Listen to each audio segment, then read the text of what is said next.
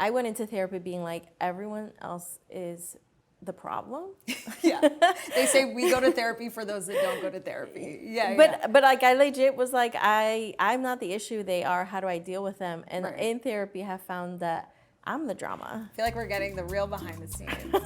I'm here with Prisca Dorcas Mojica Rodríguez, the legendary author of Tías y Primas. We're going to talk today about why she wrote it and how it connects to all of us. Prisca, I feel so insanely grateful to be sharing space with you today to talk to you about this audiobook. How are you feeling? Good, overwhelmed, but really, really good and happy to be here. Oh, I'm happy to be here too. Overwhelmed is a good place to start because that's kind of how I felt listening to this audiobook. I got really emotional. I kind of felt like you were a fly in my grandmother's home in Dominican Republic, sin moquitero, like without a mosquito net. This just was the most connected I've ever felt to my upbringing through a piece of media. And I feel like I've consumed so much media, like podcasts, books, TV shows. And it's because you so explicitly and famously outlined the nuanced feeling of what it's like to be raised by women who are Latine. And you outline this through 20 different female archetypes. And I thought it was so genius that you titled the book Tías y Primas, because all these women are a tía, an aunt, or a prima, a cousin to someone. Thank you for writing the rainbow of us, because we deserve to see ourselves this complex everywhere. What was the catalyst to you writing Tías y Primas? Years ago, this idea started, even though I didn't know I was ever gonna write a book. I was an English literature major at FIU in Miami. Oh, no way. Wow. Yeah, and we had to take a class on epics. And so I took this class and we read all these like European dead white men epics. And they were awesome, but I just kept thinking like, where's the epic about mi abuelita Rosa, who feels like there should be songs written about her, there should be stories written about her. Like she had recently passed at that point, and so it just remember that longing and that feeling of like, who's gonna write her down? Who's gonna read her in school one day? And not in the ways that like the white gaze wants to see us, but like how we see each other. Not West Side Story. Yeah. Like I'm just interested in telling the stories that don't get told in popular media. As somebody who's got a book in trade, who's being heard across households, how do I tell it how it really is to a reader that's mostly Latina? Because like, we don't get written about like this. There aren't epics of our stories. And so that was, I think, the seed, but I didn't know it was a seed. I knew it was a curiosity. When it came to research for Tías y Primas, how did your relationship to your ancestors and all the women in your life help shape these stories? Well, I researched a lot. It was almost 100 books that I read for finding the right language for what I was trying to say. But it was also therapy, to be honest, to gain that insight. I went into therapy being like, everyone else is the problem. Yeah. They say we go to therapy for those that don't go to therapy. Yeah. But like I legit was like, I'm not the issue, they are. How do I deal with them? And in therapy, I have found that I'm the drama. And so that, like when you realize, oh, I've got a lot of things I need to work on, a lot of things I'm not healing from, a lot of ways that I just freeze or I panic or I shut people down, all these trauma responses that are triggered that I didn't know were being triggered. In realizing that, I was like, if I've got all this stuff, where did it come from? Who started it? And that makes sense why my mom shuts down when I bring up this one topic. It makes sense when my mom talks about my grandma is really different than the grandma that I understood. So there's like a tension in the way that she talks about her mom that I now talk about her with my friends. So it was just that, like the realization, this commitment to healing kind of made me aware of the ways that there's so much healing to be had, and I need to have more compassion for everybody around me because we're all just like navigating heavy stuff. Did you look at photos of your family at all while you were speaking to them and reporting this? I think it was the only way that I wasn't gonna just stay talking to them to the archetypes as concepts. It had to be visual, and the book is visual, because I needed people to know that there were real people attached to all these stories. So yeah, I looked at pictures the whole time, and I have a few pictures that we brought here today. Oh, amazing. This is my favorite picture this is my maternal family line. So it's my grandmother in the corner, my great-grandmother, her sisters, and my great-great-grandmother. Wow. And I have this prominently displayed at home because I'm always trying to think about them. I'm trying to think of what they were going through, what life must have been like, just imagining what they would think about my life. These are both of my grandmothers, paternal grandmother with me as a baby. We lived next door to her. Wow. When I was born. Her picture's funny to me because she made money, and she had like $10,000 when she passed in her account that no one knew about. But the house that they both owned and paid for has only my grandfather's name on it. So it's one of those, like, the lives that the women lived in under subjugation always of some man. I love that you have all these photos of the matriarchs. Man, isn't that where it all begins? You're gonna help so many people heal through this book. I've been joking that this is like Hoffman for the Latine community. So if you can't afford to go to Hoffman, just read this book. You do this by outlining 20 different archetypes in our community. Is there one archetype that you connect to the most? I think it depends on the week, or maybe the day or the hour. I think if you read the book, you'll see I'm in maybe 17 of them. Yeah. Like, that's also part of the journey of the book. I'm not trying to say, oh, you're definitely this and then you can't be anything else. I'm saying, no, these are like pieces of ourselves, and this is the way that trauma manifests itself, and this is the way that we should understand why this is happening. I also saw myself in so many of them, and yet the archetype that I connected to the most, not personally, but the one that I needed to connect to, was the dignified Tia, which is my mom, and you said that this is your mom too. Yeah. And I got the call to do this when I was in Tepoztlan, and I had went there to heal my womb with indigenous practitioners. And so I'm in this like hot plant medicine bath with a wool blanket over my head, and the negativity was just rising to the surface because it was so hot. And this woman took the blanket off, and she was like, "Who are you mad at?" And I love my mom, and I was like, "My mom."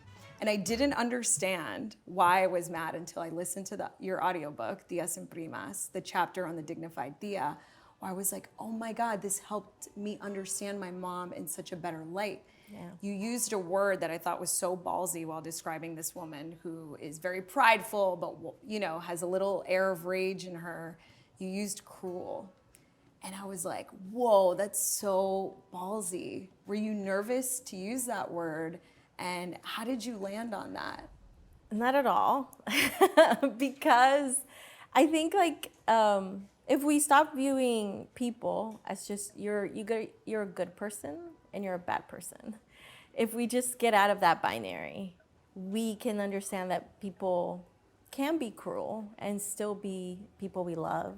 Yeah. Like, we give people the allowance to be flawed. So much of the book is about how systemic oppression affects the women in our lives. I think that the way that this particular Tia, the dignified Tia, the way that she has received sexism, the way that she has been treated because maybe English is a second language for her, or maybe she's never learned English and so she needs translators at places where people will treat you differently if you can't speak the language. Whatever, the way that the world has treated her has been cruel. She has received it as cruel. And in that, she has turned around and been like, I'm going to protect myself. It's a scar. When you get wounded by systemic oppression, like, how do you not develop a scar? How do you not harden? And she hardens in a way that makes her cruel. And in her best self, she just knows how to protect her family and advocate for them. And her kid says something where she's not prepared to be her kindest self, it will be to her kid that she might be cruel. Right. But that doesn't mean she's a bad person. No. She's just navigating and she's surviving and she's trying to do the best she can by everyone around her. And that is exhausting when everything in our society is being cruel to her. Yeah. There's a line that you say in the audiobook that I thought was so powerful. You say we have to sit in the discomfort of being upset at our parents for harming us, intentionally or not. Made me want to ask you, did you run these stories by your family? Have they listened to the audiobook? And if so, what are their thoughts on it? No. So I move, I think, with them as la loca for sure. And it's why it's tattooed on my knuckles. Oh, wow. It's a term. To reclaim it. To reclaim it. It's loca. I've had it for 10 years now. Oh, wow. It's a term that has been used by them toward me because I talk too much.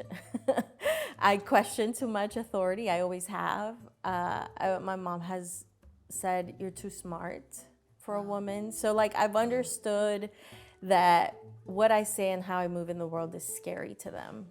And it's easier to dismiss me and silence me and say, you're loca, instead of holding intention like, no, maybe it's just generational and I'm just trying to heal through it. Wow.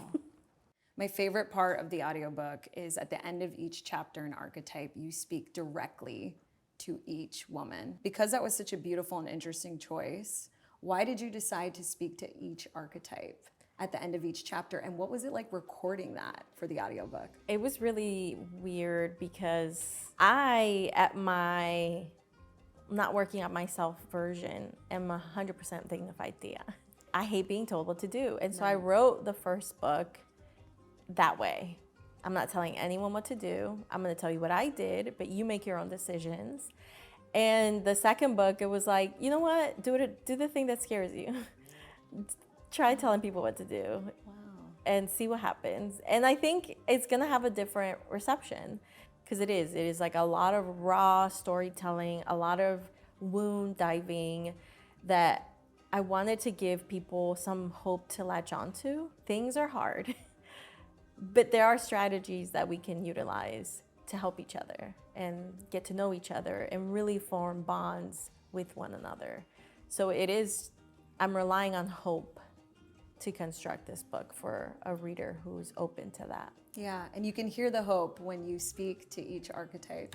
I think a moment that really stuck with me while listening to the audiobook was when you talked about the widowed Tia. Your widowed aunt who had struggled in marriage, was not happy, and you had this lunch with her after she's been widowed. Yeah. And she's free and she's so happy, and yet she's encouraging you to get married as if struggling in marriage is a rite of passage. Yeah. And I thought to myself, isn't this just this is just the tip of the iceberg for the amount of limitations we have absorbed in the Latina community. And you said something so profound when speaking to the widowed Tia. You said, the sun is out today, yet we have to earn it. And I was like, whoa. And you sounded like I felt anger. Did you feel angry while recording that part of the audiobook? Yeah. I feel angry a lot in the book. I don't know if you could feel it. For me, it started with oral storytelling. And so when I read it is when I really get into the cadence of what I'm saying. And I feel like my listeners really get the intent of it. But yeah, you'll hear a lot of anger. Because how do you not get angry at that? Knowing what's at play, knowing the pressure even in our families that it is to get married, to have kids. Like all of that, how does that not make you angry? It makes my blood boil. Another example is you have to work hard and really struggle to make money. It made me so mad when I remember I was like in a coaching session years ago and they were like, do you believe you have to work really hard to like be successful and like that this has to be hard?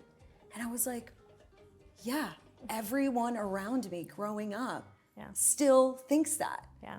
You know? Yeah.